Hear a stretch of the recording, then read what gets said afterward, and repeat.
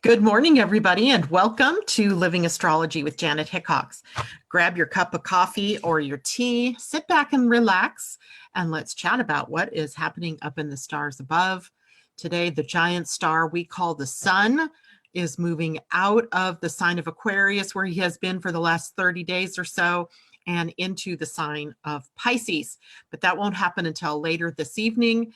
8:30 or so this evening, my time, so 10:30 or so for you all on the East Coast. And then we have new energy available for love and devotion, imagination, and we're going to talk more about that in a few minutes. I'm wondering if I'm even live here with you because it seems like my computer just decided to shift me out. So if you missed the first opening, hello, good morning. I'm Janet Hickox. Have your cup of coffee or tea with me. And that's too funny. So anyway, I don't know what the deal was. Maybe it didn't do anything on your end, but if it did, I am here. So today we have the moon freshly into the sign of Capricorn, and it's like out of the frying pan and into the fire as the moon comes right into contact then with the planet Mars, newly into Capricorn as of Sunday. So they have their meeting today fairly early in the day. And then we end up with some, maybe some feelings of discord in ourselves, maybe some feelings, melancholic feelings, or feelings where we are maybe beating ourselves up a little bit for the things we perceive that we haven't been able to accomplish. Because the sign of Capricorn is a very goal-oriented and task-oriented sign, and its final goal is success. And if you can imagine the moon and all of the feelings and so forth coming up around success or failure, then you can imagine how, that might impact you, at least initially here in the day, or even over the next couple of days as the moon transits through the sign of Capricorn. But it doesn't have to be something that takes you down. It can actually be something that is like, fodder for, stimulating the brain to get on and to move into new territory or do something different, to try new things perhaps. So it isn't necessarily a bad thing. So the moon this morning, before it comes into a conjunction with Mars, is in a sextile, a 60-degree relationship with the sun, which means that we're really facing inner and outer equanimity. I mean, that's the high side of that particular transit, where we can really feel good about who we are, both on the inner world and in the outer expression of ourselves in the world. Then the moon moves on to meet up with Mars. And here we're kind of needing to stand our ground, perhaps.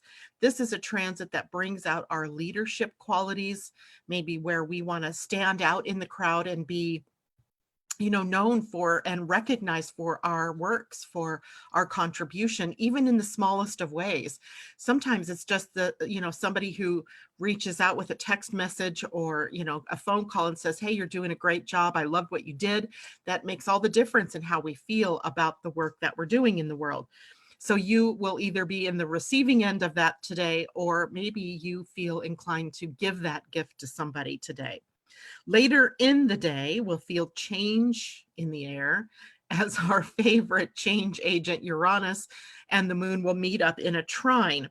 So while that is a smooth flowing energy and doesn't, bring up, surprises or shocks in a negative way, it can give us sort of that, I could have had a V8 feeling, where we wake up and we go, whoa, where was that idea 10 weeks ago when I needed it? So there could be some surprising things happening later in the day. Maybe you're surprised at how you feel about something or how your feelings have changed. Often we recognize over the course of time how things have changed for us, especially because Uranus is in Taurus. Taurus is an earth sign, and the moon is in Capricorn, also an earth sign. So we have the expression of the practical, the organized, the getting it done energy meeting up with Uranus, the change agent. So maybe it'll shake us up out of our reverie. Maybe it'll shake us up out of the ruts that we might have been digging ourselves into. Either way, those three transits for the day tend to be pretty good ones. Just watch reactionary energy a bit today. You may be a little bit more emotional, as the moon and Mars sometimes can create that sort of coming together of emotion and the expression of that emotion out there in the world. Sadie is over my shoulder this morning, I see. So let me go over to Facebook really quickly and say good morning to people. Hopefully that people are there and I can see them. And let's see here. Comments? Anybody? Well, okay, this is a weird thing this morning. Because I'm not on my page. How did that happen? That is so bizarre. It never astounds me. It ever astounds me how Facebook changes things up.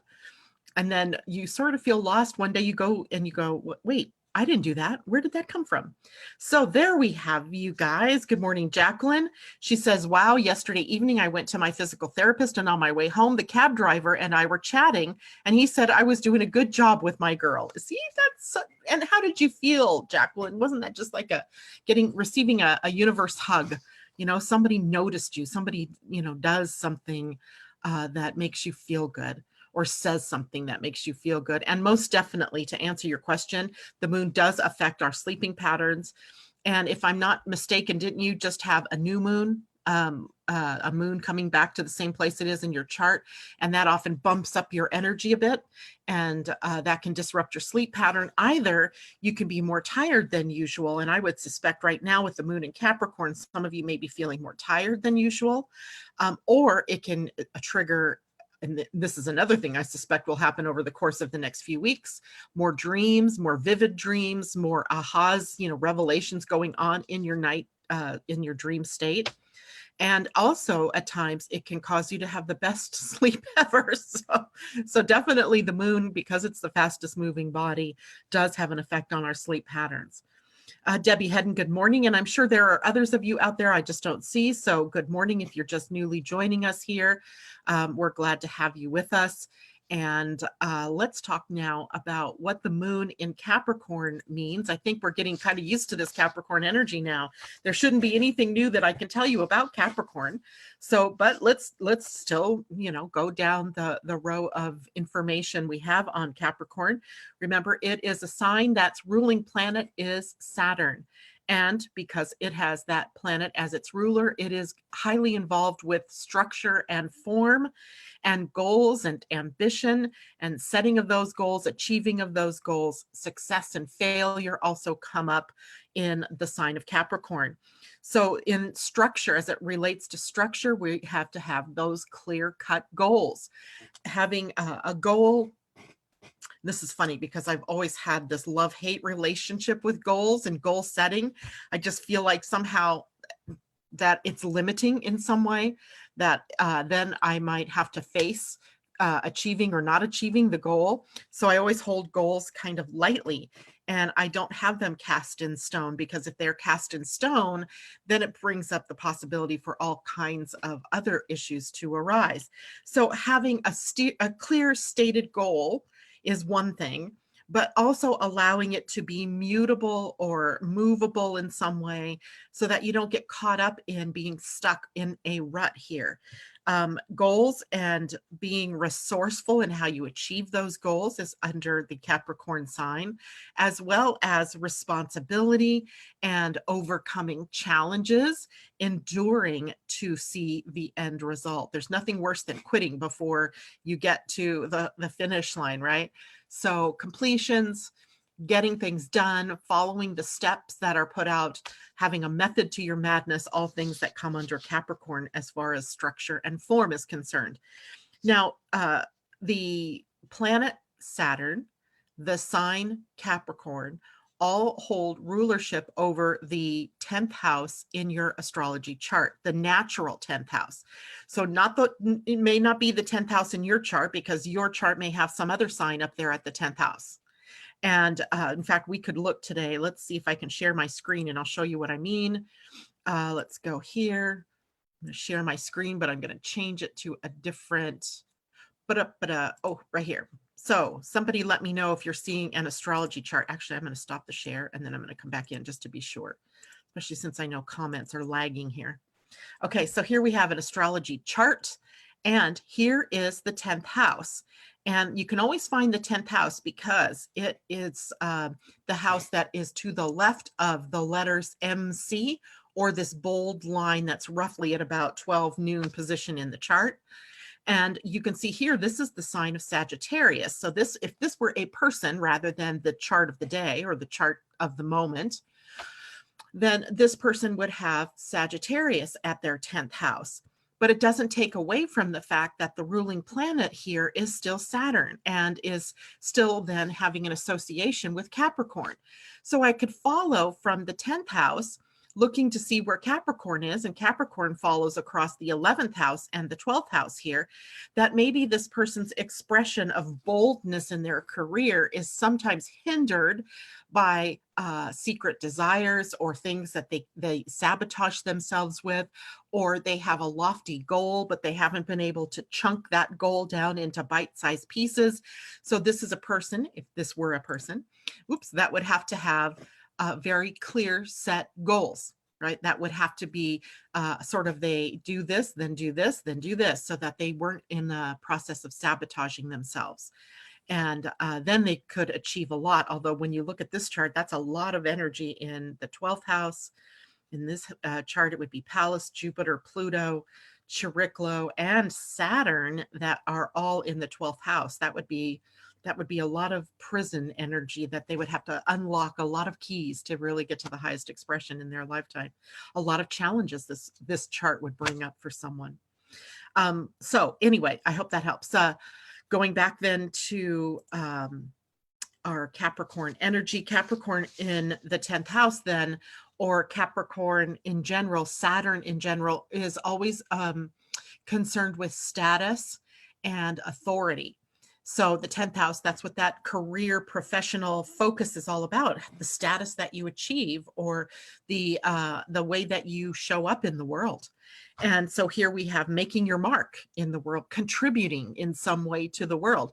Now, we all don't have to be, the major, we don't have to be Einsteins, and we don't have to be the Dalai Lama, because we're all achieving, making our mark in every way, big and small, every day.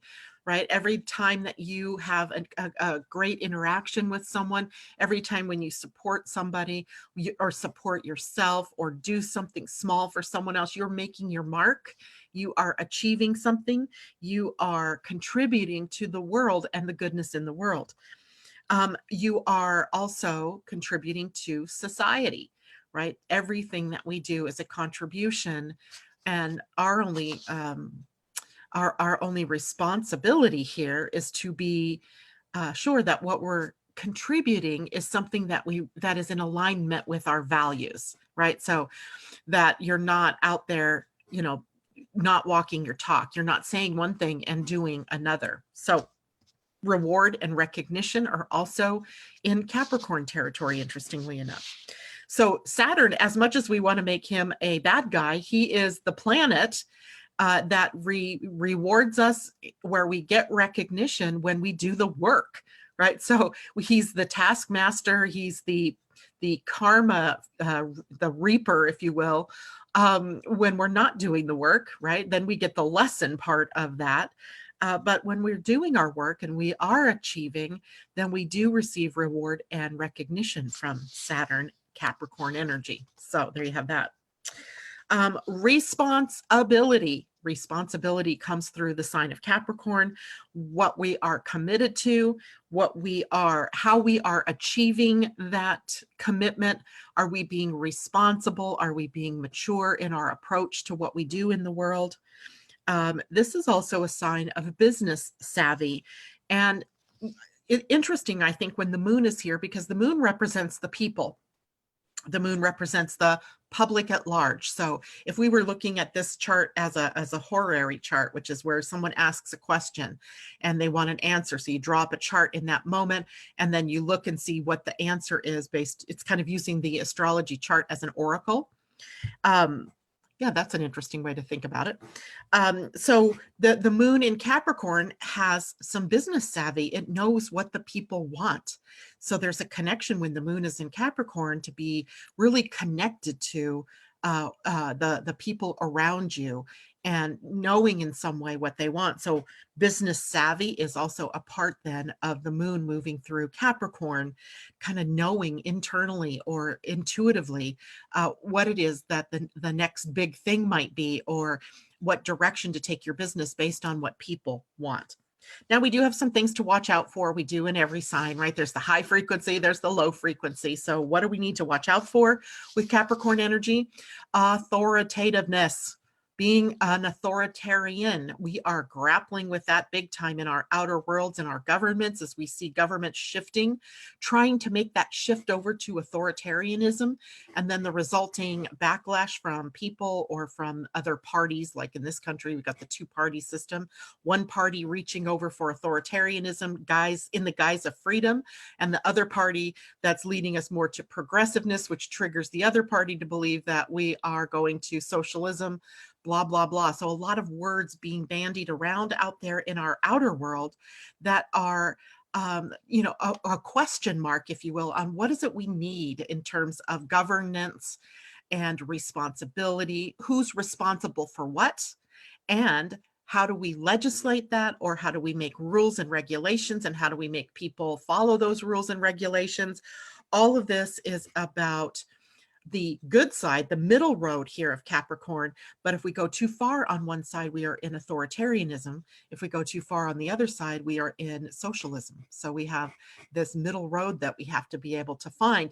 Initially, by the way, democracy was supposed to be that middle road, but we've seen some issues with that as well because of egos that get involved and what have you. So we want to be watchful for being too serious. It's interesting because your human design chart is very clear about seriousness, that it is a shadow energy. It is a low frequency energy. It is a fear. So being too serious is not what we're here to be. Capricorn can sometimes be overly serious. Remember to lighten up, smile, have a good time. It's not, it isn't who you truly are to be overly serious. That doesn't mean that you're not responsible. It doesn't mean that you don't do things the right way. It just means you don't have to be so, serious about things. Lighten up, smile, let your eyes be, bright and cheery. Also watch being too rigid. Sometimes I think we end up getting stuck here in the way things should be, or the way things ought to be, or the way things used to be. And Capricorn energy is very, it lands more on the traditional side of things. But when you're too rigid, then you're stifling innovation, you're stifling that genius that wants to come out and be expressed. So we've got to watch that we don't get too caught up in trying to recreate the past or live in the past, that we have to make that move out of Capricorn and into Aquarian energy, into the Aquarius age, where we can be more innovative and allow our genius to come out and play. So that's what we have going on with the moon this morning. I'm going to go back quickly to Facebook and make sure there aren't people with questions, comments. Kathy Miller, good morning. As usual, she can't stick around. Have a memorial for a sweet lady from my court. I am so sorry. She was a tribal elder for Grande Ronde. That I don't know if that's an Indian tribe or what, but blessings on her way to her new experiences. Jacqueline says, I have Mars, Lilith, and Pallas in the 10th. And it would be interesting, Jacqueline, tell us what you do for a living or how you show up in the outer world. What do you do out there? Debbie Tippett's Tumiel, good morning, and good morning to Colleen. So wonderful to see everybody out there this morning. The other big news of the day, of course, is that later this evening we have the sun moving into Pisces, and that will happen at, I had the time here. I thought I said 8 something. It will be at 8:57 this evening. So 3 minutes to 9 my time, 3 minutes to midnight for you all on the East Coast. So just barely today. So what do we expect when the sun moves into Pisces? Well, the sun will be in Pisces, by the way, from today until March 19th, when it will then move into Aries. That will be our spring equinox here in the Northern Hemisphere, the autumnal equinox for those of you below the equator. And in the sign of Pisces, we greet the energy of altruism, humanitarianism. It is a caring and sharing kind of sign. It is the sign that when I think of Pisces, people, I think of compassion and empathy and that unconditional love, that spiritual sort of love that they have to give to others. And when we have the sun moving through Pisces, then we can allow that spirit of altruism to sort of guide our actions and, inform our next steps and how it is that we want to show up in that outer world.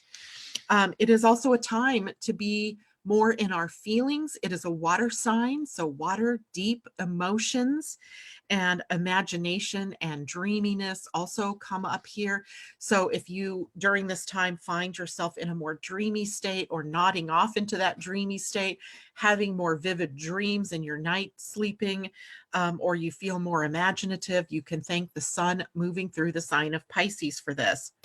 It is also a time of surrender where we need to let go and let God. What are you holding on to and why are you holding on to it so tightly? Let it go. Surrender is not a giving up. It's an unfortunate connotation that we have, the white flag, I surrender. Instead, it is about just letting go and realizing that maybe you're not in control here and that there's something that you're holding on too tightly for and you're closing off yourself. In Pisces, it's time to relax and surrender all of that, letting go, letting God, letting spirit, letting goddess, letting the cosmos, whichever word works for you, so that you can be in the flow, right? Pisces as a water sign is in the flow. But it is an interesting sign because its ruling planet, Neptune, is not only about water, it's about the ether, right? Ether is the element of spirit, let's say. It's what we would call the fifth element, right? We have air, earth, fire, and water, but ether has a little it's different than water and it's different than air because it's spiritual. It's unknowable. There's an unknowableness around the sun in Pisces energy. You almost have to just have that faith and that trust that there's something higher going on here, and the sun allows us to get access to that. In its purity, the sun in Pisces brings us to unconditional love. It brings us to that selflessness. It is a sign that people often equate with that giving, that over-giving spirit. So here we have, in the more negative expression, people who are doormats or get walked on easily, that have no boundaries. Ether, air, sometimes even water, has no boundaries. And it's interesting because today's Pleiadian-Earth energy is about flowing, and it's a 6 universal day. So we have flowing energy, and the sun in Pisces is flowing energy. And it is also the energy that we think of when of empathy and compassion, right? That devotion to others, or that devotion to God or to spirit, or to that spirit of selflessness. In that same vein, it ends up being the one sign that can go into very victim energy, and the victim suffering, savior, martyr kind of energies come up across Pisces and Virgo, which, remember, these signs aren't just in a vacuum. They have relationships with their opposite sign, and the opposite sign of Pisces is Virgo. So we have sort of the sun over here in Pisces drawing in some of the more negative potential expressions of Virgo energy, which Virgo can be the savior, the martyr, while Pisces can be the martyr or the victim. So we have some of that we might need to confront within us during this next 30-day period of time. One of the other things that Pisces so often does, Pisces energy, is it's afraid to confront something or to confront another person. So there's this avoidance that comes up. So we might have to look inward and see, what are we avoiding? Who are we avoiding? And why are we avoiding? What's the bang for our buck in avoidance, right? We might be avoiding that confrontation within us. Maybe we're avoiding having a very important conversation with someone in our lives, someone near and dear to us, or maybe we're avoiding getting out in the world and doing what we know we need to do. So we'll have to be looking at that, facing, the ramifications of avoidance in our lives. There's passive energy here in Pisces. And there's nothing wrong with being passive. That is not my point here. But sometimes we just can sit so far back and we allow then things to happen. We don't take responsibility for those things that are happening around us. We feel like what's the use? We can feel like it's out of our hands. And sometimes things are, but sitting back and being too passive then can create that doormat feeling within you. And then, of course, then that begs almost for a reaction coming back later when you get tired of being that doormat. So we have a lot that we're going to be, dealing with here. At the same time that the sun is in Pisces, and that puts the focus on Neptune. Neptune and Jupiter are going to be coming into a sextile over the next few weeks. And that's, Jupiter is the original or the more traditional ruler of Pisces. It's only been, in the more recent history that we've brought in Neptune as the ruler, because traditionally it was Jupiter. So we have Jupiter and Neptune as co-rulers of the sign of Pisces. So we have this, magnanimous feeling, this optimism that comes with Jupiter's alignment here. I often think of Jupiter as a spiritual master. I think sometimes in your chart, it shows where you have this ability to tap into spiritual mastery. And then as the ruler of Pisces, that can, really dovetail nicely into all things spiritual.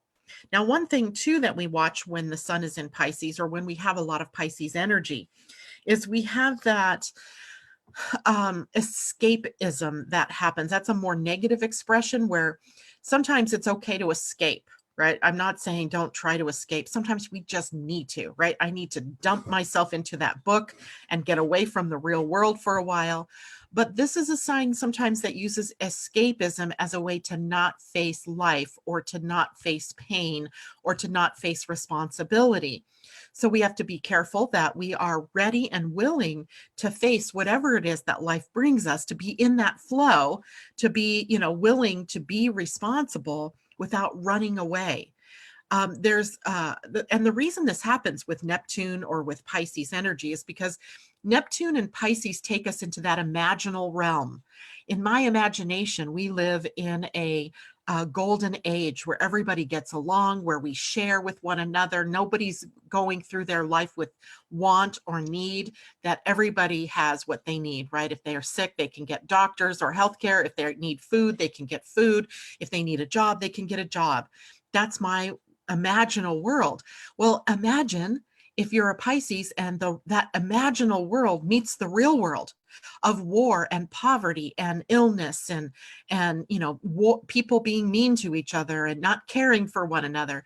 And it's that interface where the real world meets the imaginal world, or the ideal world, where problems can show up with people wanting to escape via drugs or alcohol or sex or social media or television or the internet, any number of things, tools that we use to escape. And again, I'm not saying that sometimes it isn't just great to escape and to, go off and just unplug from everything, because that is appropriate. But when you're consistently doing that to avoid facing what's going on in your life, then it becomes a problem. So that's why sometimes we see, a lot of times, alcoholism, drug addiction, and so forth comes through. The first thing, if I know somebody's dealing with that in their life, I'm going to look to see where Neptune is. I'm going to look to see what's transiting through Pisces, and I'm going to look at their natal chart and see what's going on with that planet and with those two, with that sign. Also Jupiter, seeing as Jupiter magnifying something like a pandemic in the body. Pisces rules the lymph system. So we are dealing with how your immune response is. And is it overactive, where you're tipping into autoimmune issues? Or is it active in that it's healthy and it's keeping you safe from germs and, doing what it's meant to be doing? That's the part of the body that comes up with Pisces energy. So I think it's fascinating right now that the COVID-19, the coronavirus, that it's really coming home now, that, people are really aware that this is happening. Cruise ships of people that are stuck, that, people being sent from Japan yesterday back to the US and being quarantined, and, the flow of this energy between Jupiter and Neptune which is an ease and a flow of energy coming up between these two, could factor into whether this truly becomes a pandemic or whether we're able to contain that energy. So that, be watching for that over the next 30 days. I think the tale will be told here before we end up getting out of Pisces in March. Okay, heading back to Facebook really quickly to see if people have questions or comments. Colleen says, Taurus North Node is in the 10th house. Taurus North Node. So the North Node in Taurus means you are living a destiny about being in the flow, right? You're living a destiny of having enough and manifesting your dreams and getting what you desire and being able to stay the course without getting stuck or dug in. Think about a bull who, gets dug in, Taurus bull energy. And in the 10th house, it is showing up in your career world, in how you live out your life in the world. Okay, no other comments there. So I'm going to go on into the Pleiadian-Earth energy of the day. Today we are looking at 6, seeing. So 6 is the number of flow. It is the universal energy of the day where we're in the flow of things. Think about water and how it flows. And here is the ability that we have to get outside of our boundaries, right? To flow means to sort of not have as many of those boundaries. It's not that we don't have boundaries at all. It's that we're willing to kind of move them a little bit, right? To be a little more mobile in the way that we address things that are showing up in our lives. Finding a way to recreate yourself or recreate a project, reimagining yourself. In other words, don't get caught up and stuck in what you think you are or who you think you are or what you think you can do. Get outside of that, flow around the obstacles, flow under, over, and around, right? We have all kinds of ways in which we can just stay in the flow. So interesting thing happened along these lines to me yesterday. I was writing the article that I posted up. I told you guys I would post up the dates for the Mars in Capricorn transits so that you would all have that and be able to equate that to your own charts. Well, for whatever reason, thank you, Mercury retrograde, I couldn't seem to get my website to work the way I wanted it to work. And I was getting irritated with this because it shouldn't be this hard, right? It just shouldn't be this hard. I don't know how many articles I've written and it's just been fine. But yesterday, nope, it didn't want to work. And I'd click on something and it would take me completely to a different page. And finally, I was like, okay, I'm beating my head up against this wall. So instead, I looked outside and saw the sun was shining. So I went for a walk and I just got away from everything. And so I just flowed in the direction that was open for me. And that is what this energy is about today. Sometimes we come up against that blockage. And when we come up against that blockage, we got to do something different, right? So going with the flow, where is the universe taking you at this moment? Maybe it's taking you into doing something else. Maybe it's taking you into rest. Maybe it's taking you into being more creative or, artistic or something. Don't question the what is it, or keep pushing yourself at something. Just go with the flow today. Understanding movement is a part of this as well. That movement is sometimes I want to say it's passive in that it is available for us to just flow with. So there's that as well. Flow through every experience that is up in your face today. Don't try to change it. Don't try to analyze it. Don't try to make it something different. Just let it be. It is what it is. It's an experience. And today's seeing energy, the earth energy of the day is seeing. In the Mayan calendar, it was the sign Men, and Men was represented by the eagle. And the eagle being, of course, the sharpest eyed predator, you'd say, that, from his lofty perch or from his high flyingness in the sky, he can see the minutest detail on the ground. So we have this seeing energy and the ability to perceive the details out of the field of all that is. So we're seeing life from a higher perspective and then picking out the details, right? Seeing the details. But we're also expanding our vision at the same time. I mean, this is 360-degree vision that, in our mind's eye, we can see with our eyes, they're limited to just, what we can see here in the periphery. Can I even see that? Yes, I can. And then out in front of us, we don't have eyes behind our head. So and our necks don't swivel as easily as, say, an eagle or an owl. So it's almost an invitation here for us to gain a higher perspective by going within. Right. So there's some intuitive here from seeing from the third eye, or seeing from a different perspective. If you're always trying to physically engage something, maybe it's time to spiritually engage something today. This is visionary energy. So again, this is, what are the big pictures? And then how do I pick out the detail of what my steps are against the backdrop of that big picture? And this is old soul energy. People who were born on days like seeing are what we would consider old souls, in that they have had a lot of experiences. They have had, and they're almost weary of having done maybe some things over and over again. And so they're in a process then of seeing the bigger picture of their life, maybe the bigger picture of their ancestry, etc. Today's then a day to broaden your horizons, to elevate your perspective, turn things upside down if you have to see them in a different way. And interestingly enough, it is a day that triggers our desires to escape. So I find that interesting with, the sun moving into Pisces as well, and that kind of up in our atmosphere. The desire to escape by broadening your horizons, maybe traveling or experiencing something more.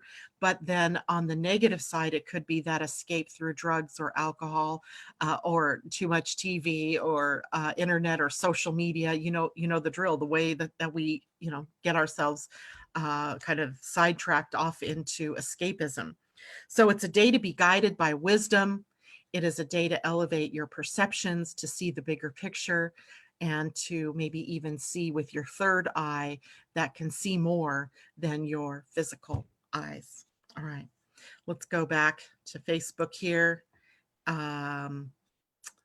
Jacqueline says, like the trout, it swims against the current. And we here in the Pacific Northwest have salmon doing the same thing. It's exactly like that. Jacqueline says they have been upgrading so much, and with Mercury, it does drive us insane. Can't help it, right? That we get too much in our minds, and then we literally are insane or psychotic, if you will. One of the things we're struggling with the planet Pluto sitting at the gate 61 in our human design, that psychosis, right? Mass psychosis. We are crazy at the moment. Okay, so I have a few minutes. I wanted to remind everybody that this week, from today will be the last day, we are with the sun at the gate 30, which is about desire, and then the earth at gate 29, which is about commitment. And it was interesting because yesterday this came up in a conversation with a friend. We weren't even we were talking about Zoom. I don't know how we ended up on this topic, but we started speaking about commitment. And both of us are about the same age, both of us in this time period of our lives where we're reevaluating everything, what we do, what we don't want to do, the baggage that we've been carrying with us that we just don't want to take forward. So we're letting it all go, right? We're in that flow. Maybe that's why that came up to me yesterday, because of this conversation. And I was reminded that the earth is right now at the gate 29, which really speaks to what is it that we are committed to. The highest expression of the earth at gate 29 is devotion. In the gift, it is that commitment. We're committed to something. But in its lowest frequency, it is half-heartedness. It is, I committed to something, and now I'm regretting that I got committed to that, and now I'm only half-heartedly engaged. So I'm now in the shadow energy of that gate, of that commitment, and I am no longer in alignment with the juicy flow of life. So it's an interesting energy for us to be working with. So I got my, guidebook, the Wisdom Keepers. It's not my guidebook. Well, it belongs to me, but it was written by Rosie Aronson, PhD. She's done a lot of work with the human design and gene keys, and she wrote this, the Wisdom Keepers Inner Guidebook, and it is also a deck of oracle cards, the cards that look like this, these beautiful pictures, and there's They're filled with symbols. This happens to be the card of the gate 29, commitment. And commitment, free as a bird, right? You've got the bird up here on her forehead. So let's dive into what the earth is bringing us to, since that's where we live, right? So the gate 29, remember, commitment is the gift, half-heartedness is the shadow, and devotion is the highest expression. And it says, a clear decision is felt as a quiet and powerful warmth that courses through your whole being. Here's the wisdom story. My parents always called me the free bird. That was their sweet way of saying I was an unreliable flake. I was always flitting about from romance to romance, place to place, career to career, always starting what I couldn't finish. So when I finally found social work and a wonderful organization that suited me well, everyone was thrilled, including me. I worked there for years. I grew within the organization, loved the population, and felt my life was meaningful. But after 7 years, I found myself overcommitted, burned out, and disengaged. My heart yearned to be somewhere else, doing something more creative. I wanted more space in my life for intimacy. My colleagues and staff had no idea how half-hearted I'd become about the job. I was lying to them, and I was lying to myself. I was also terrified of leaving. I know some of you resonate with this energy. They needed me, and I certainly didn't want to risk quitting or failing or seeming unreliable, so I waited and waited. Each time someone dared to quit the agency to go after a dream, I felt jealous, like I was on the sidelines, launching other people's happiness, while watching mine drift farther and farther away. To top it off, I felt even more trapped. Without me, who would train the new people? Finally, just as I spilled 16 ounces of coffee all over the giant pile of paperwork on my desk, it hit me. The timing would never feel right. I could never guarantee that my next step would be a success, and I had no control over what others thought of me. Suddenly, a warmth ran through my body, and I knew what I had to do. The following day, I gave notice. While I will always cherish my time working in that organization, I have not looked back, not once, and I have no regrets. My gift to you. I am here to give you permission, a permission slip. Let's write them out today, to say yes to life, to trust it fully. It is time to hold nothing back. Don't worry about what others think or expect from you. Beware of giving your power away to a teacher, a guru, or a system. Fly brave and blind as you embark on your path. And remember, few things are less healthy for you than half-heartedness. And remember, so whether you are succeeding or failing, do it with a full heart. Stand by your decisions. Trust your in-the-moment guidance. Honor the stream of your experiences and relationships until each cycle reaches its natural completion. Do these things, and there will be no need to worry about the future, for the seed of your dreams lives in the heart of your commitment. It's all about the journey. Questions for contemplation, and there are quite a few. This is one I'm definitely going to have to put up there for you guys to look at today. It says, where in your life are you over-committed? Where do you feel like a slave or like you're being taken advantage of or abused? What in your life, a job, relationship, way of being, needs to come to an end? What do you fear might happen if you honor and follow through with what you know to be true? Where are you lacking commitment? Where are you living half-heartedly? Are you saying yes, but then not following through? Is there a frustration, fear, or anger behind your seeming flakiness that you haven't fully owned? How can you more deeply commit to the needs of your soul? Think of a time in your life when you experienced devotion. And where in your life today are you satisfied with your level of commitment? Honor these experiences in your journal. It's quite a list of questions, isn't it, to think about? Now, of course, this isn't the complete experience because the earth is only part of the equation here, right? The earth is the challenge, the gauntlet thrown down for us to use as a tool for evolution. And the evolution then comes with the sun and the relationship between the sun and the earth. And the sun is at the gate 30, which is the very bottom corner of the emotional center, leading down toward the root center. It meets up with the gate 41, which was the gate that opened up the human design year. Remember, imagination and fantasy and all of the creative energy that we have that's just waiting for the key to be spilled out. Well, here's our key. And the key is in lightness. So here we have a key. That so looks like Robin Williams. And I think when I talked to Rosie about this, it was the one card she modeled after him, I believe. So here we have lightness. And then here is the story. First of all, the shadow is desire. Isn't that interesting? Because I think we think desire is a good thing.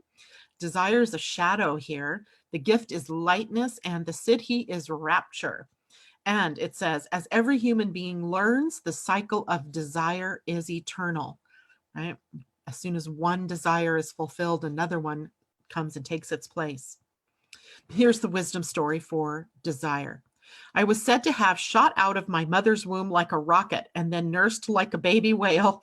As soon as I could talk, I made people laugh. And as soon as I could walk, I ran everywhere I wasn't supposed to go. I was on a mission to experience every single part of life, so I gobbled it up throughout my teens and found myself becoming a young actor. I wanted to experience the sound of applause. I loved being able to be anyone and try anything my mind could dream up. Soon, I desired the experience of being rich and famous, and so I tried that for a long time. I threw my money around like gum wrappers and chewed up my fans like chips. But those flippant times only made me feel empty and alone. My sensitive soul hungered for something different and deeper. I wanted to use every single one of my gifts so that I could have an even bigger impact. Soon I was popular all over the world, but no matter how huge or demanding my achievements were, I still wanted more. For a while, I thought I'd be happy if I could just learn to completely trust my instincts. When I mastered that, all I wanted was for my performances to lift the spirit of all humanity. But I couldn't escape that awful feeling of wanting more until the fire in me all but burned out. I became depressed and over serious. My only desire was to end desire. That is when I discovered Buddhism and meditated for hours in order to become one with everything and finally transcend my never-ending ache. But soon I realized even that was a desire. No matter what I did, the desire would not go away. The moment I faced my desire, admitted defeat, and accepted that it wasn't going to go away, things seemed to change. I started to lighten up, but not in an ungrounded way. I genuinely stopped trying to control my life. I surrendered totally to all of it, even the most painful parts, including my utter helplessness in relation to my own desires and the inevitable disappointments that followed. I was finally free. My gift to you says, I bring good and bad news. The bad, you are not in control of your destiny, and you are never going to get rid of your desire. The good, accepting this bad news will free you to trust in life.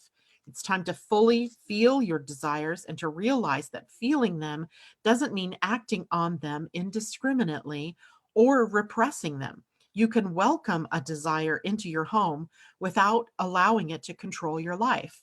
Being human is quite a trip, and life is quite a game, a comedy and tragedy all at once. You might as well enjoy the ride. Keep a sense of humor.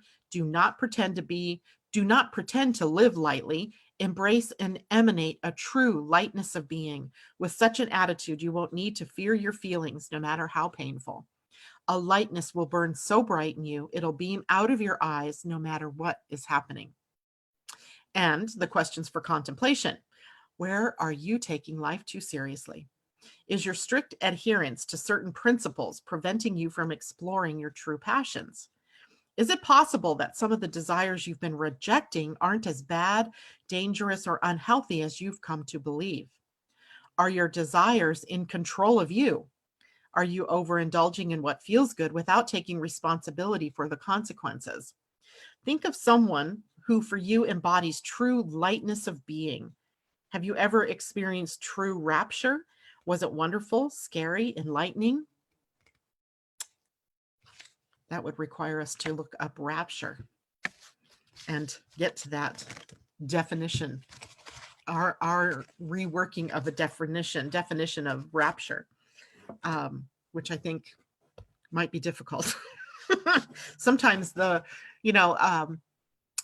words, right? They have power and they have meaning and they create and they establish for us something, right? That a meaning. And there are often several words with several meanings, and they have synonyms, and the synonyms that sound that are very similar but are not quite the same. So words are so important in manifesting what we want in our lives. And I love the study of words. And it's interesting that the gene keys really do take us into the words.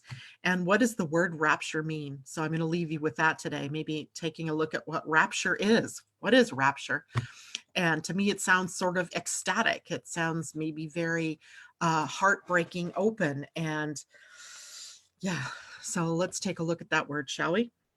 That is it for me today. I'm going to take one last look back here and make sure I'm not missing somebody's question. Colleen, perfect wisdom story for today. I think so too. And Jacqueline, she resembles you. Maybe. Anyway, I think tomorrow we change human designed weeks, the energy. Let's see, tomorrow.